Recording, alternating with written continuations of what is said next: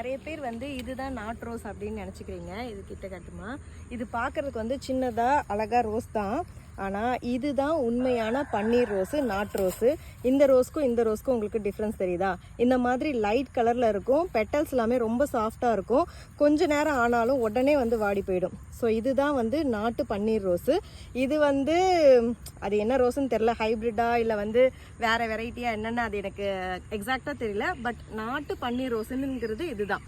So இதில் தான் நம்ம வந்து ஃப்ளவர் ஜெல், ஃபேஸுக்கு வந்து ஜெல் அப்ளை பண்ணுறது, ஃப்ளவர் ஜெல் ரெடி பண்ணுறோம். செம்பருத்தி பூவும் இந்த ரோஸும் வச்சு, அது மட்டும் இல்லாமல் குழந்தைங்களுக்கு பாலில் மிக்ஸ் பண்ணி குடிக்கிற மாதிரி நட்ஸ் எல்லாமே ஆட் பண்ணி அது கூட இந்த பன்னீர் ரோஸும் காய வச்சு ஆட் பண்ணி கொடுக்குறோம்.